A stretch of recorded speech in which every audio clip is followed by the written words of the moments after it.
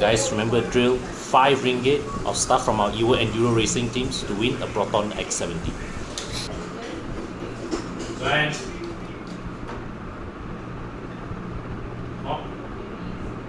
Hi guys, so next to me is the rather famous Kenneth Chew, very good friend of ours, well-known driving instructor, and today we are in the Toyota Supra. So very exciting. Go straight. So he's going to be directing me, all right, and telling me what an idiot driver I am. It's a very simple course today. Very simple course, huh? Yeah. Okay.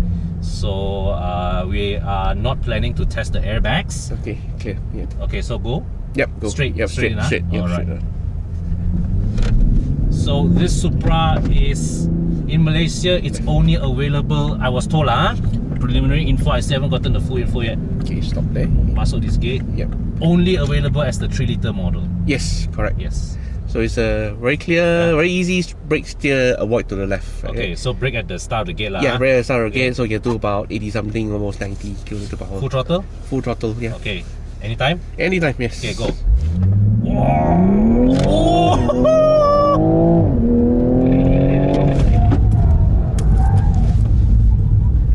Yep. Okay. So, because of the short wheelbase, the car can be wiggled a bit. Yes, it wiggled a bit. Yes, yeah, but it's not to say that hard to control. Yeah. And of course, ESC is still on. Yes, of course, it's on. Yeah, we start on the left, and this is a very simple slalom. Again, letting you get used to the steering. Okay, so yes, to the left of this. Yeah, so left and yep, correct, and then the right. So just go right. Oh, yep. Okay. So this cone's not gonna knock down already, No. We will put it lying down. Yeah. Okay. All right.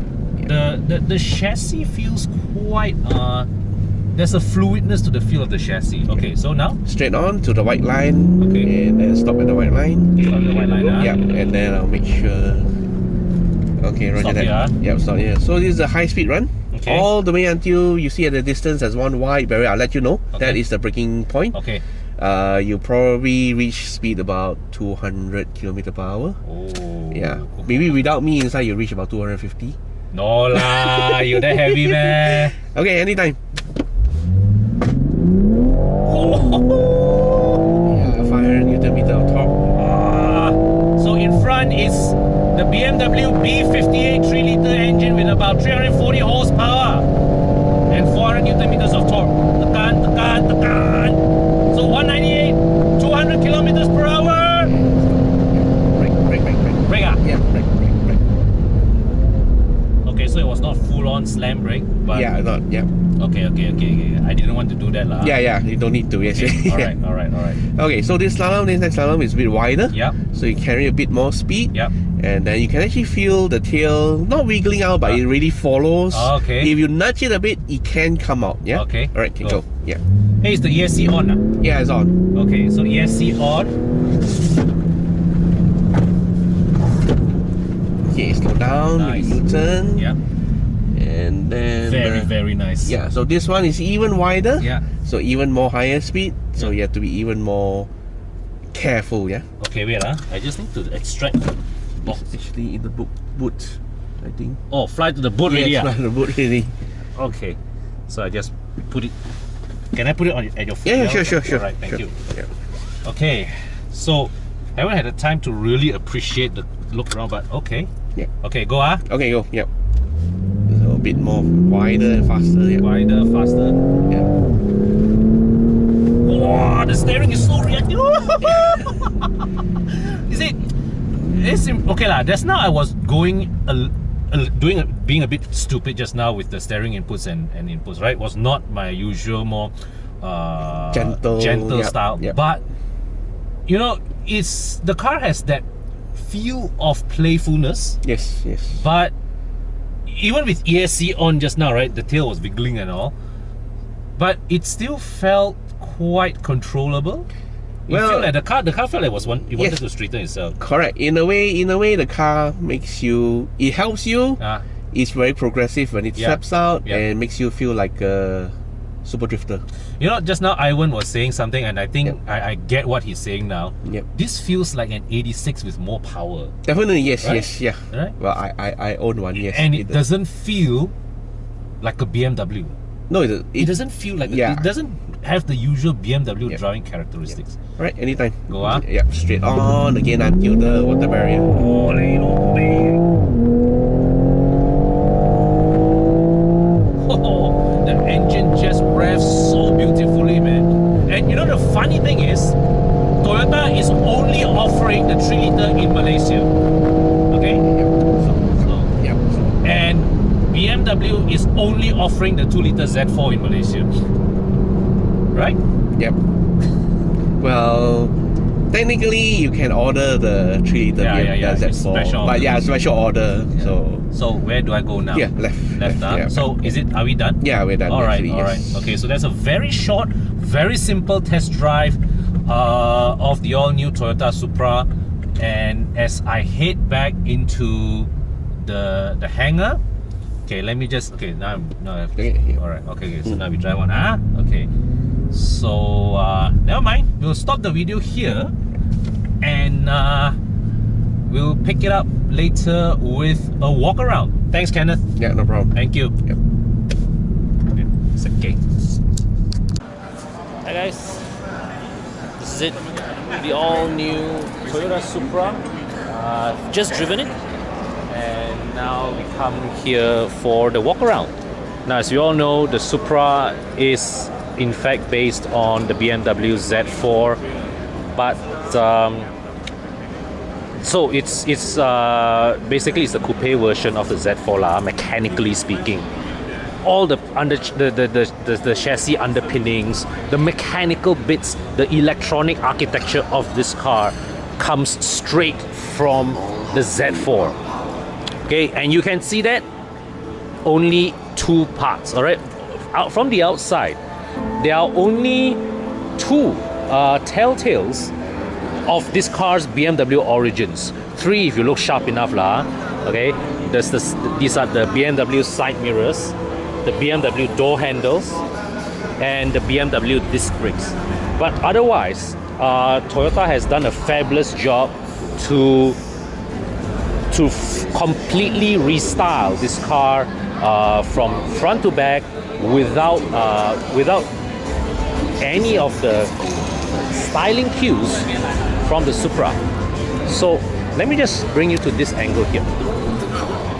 So this angle, from this angle particularly, the shape of the headlight, it does brings back memories, impressions of the previous generation Supra. Okay, but otherwise, really this car is, styling wise, it is a unique touch from Toyota. And there we have it. That's there you can see the origins of the Supra, all right, the history of the Supra and how it evolved over the years, beginning as a derivative of the Celica and finally branching off as its own model. Okay, so that is the last A80 Toyota Supra with 326 horsepower. This is the A90, all right, also with a 3-liter straight-six engine. But power is gone up only by 14 horses to 340 horsepower. This 3-liter engine is the BMW B58. That is, well, basically the engine that they use in all the 40i setups lah. Okay, so all the 540i, M340i, they use this B58 340 horsepower engine configuration. Mated to an 8-speed ZF transmission as standard, drives the rear wheels. So, in terms of its positioning, of its vehicle positioning, this Supra, it's actually lost 2 seats. So the previous gen Supras were 4-seaters. This now, because of its shared origins with the BMW Z4, it has become a strict 2-seater only. Right. So in terms of body size, therefore, it really has gotten smaller. But if you look overall, right, the styling cues of this car, quite fierce, quite expressive. There are a lot of wends and cut lines, but not excessively done, I would say. So from the front, This front end really, right, somehow they managed to capture that resemblance with the A80 Supra. But I think it's particularly on how the lights here are shaped. Okay, and as you come to the side, let me just come in this way. As you come to the side, you can see these doors here, fake vents. Okay, so these are protrusions, plastic protrusions. So you can see this is the door sheet metal, and they just added this piece on top. Okay, that is to ensure that it flushes with the flared view arch. And here, so this line here as well. This does not look like a functioning vent as well. All right. And here you can see the taillights also very distinctly Supra. It does not borrow anything from the Z4 styling wise. So you look down here, the rear diffuser, very aggressively designed. Wait, let me just try and open this. So you have to do it the old-fashioned way. Lift this up, and here you can see, as the moment you open the boot already, you see familiar BMW barang. Okay, this hook here, this strap, this net here, these are all familiar items if you have come from a BMW. And interestingly, the luggage compartment is joined straight to the passenger area. Okay, so let's quickly step inside and show you the cabin. These switchgear, no introduction needed lah. Familiar stuff. And step inside. So the dashboard, the design of the dashboard, right? The design of the dashboard in terms of its styling cues and all has a unique flavor to it. But the switchgear, you take out the switchgear, all these buttons, you know this car's mechanical origins. Okay, this gear lever design is, I have not seen this in a BMW yet. Okay, but it is the familiar, you know, ZF 8-speed electronic shifter, and these buttons are not in BMW's usual configuration that I know of, but the fonts and all very BMW. Familiar iDrive control knob, and also here's the screen.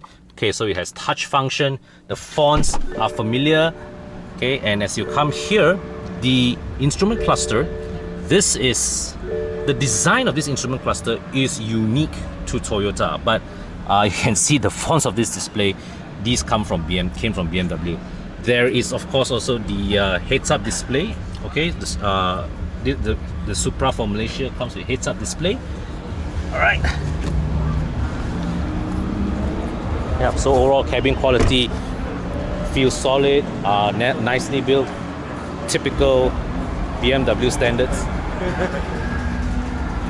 And yeah, so the overall comment I would have on this car is that, okay, there's no escaping this car's BMW's engineering origins. Let's put it that way. Okay, but that being said, as I drove this car just now over a short drive, the driving sensations that it exudes, it does not immediately remind me that it's a BMW. In fact, it feels there's a unique flavor and identity to the way this car behaves on the track that gives you the impression that, you know, despite BMW providing the base chassis underpinning, Toyota has done their part to give the Supra its own unique styling, and also its own distinct feel, its own distinct driving feel, you know, when it's on the roof. So this car actually feels a little bit excitable, okay, but ultimately at the limits of it, still quite controllable. So just now, the earlier driving session was a bit of a teaser of what this car is capable of, and you'll see later on whether we'll have a chance to drive it. But for now, as I record this, prices of the Supra have not been revealed, and that's going to be happening tonight, right? But we do know that Toyota is only offering the Supra in Malaysia as a 3 liter. They also have a 2 liter inline 4 engine that is being that they have chosen to forego in our market, which I think is a good move, because one of the things that the enthusiasts hold, the Supra is a model that enthusiasts hold dear, all right, and sticking with offering the straight 6 engine, which is part of the heritage of the Supra. Okay, the Supra, all generations of the Supra had inline 6 engines. The very first Toyota Celica Supra, okay, started off because Toyota wanted to put an inline 6 engine into the Celica, and that was how the Supra name was born. So as the Supra grew, but it still maintained, you know, that's inline 6 engine, rear wheel drive mechanical setup, and they have preserved that essence in this new Supra.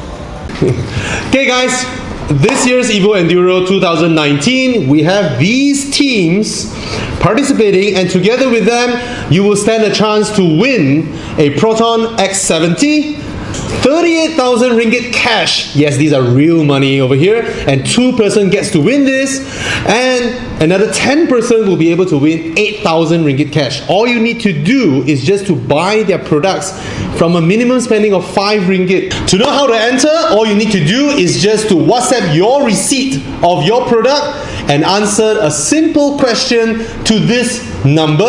To understand further, go to this website to know about all these products and how to enter. Menang, menang, menang! Menang! Alright. Again, Con? Make noodle lah.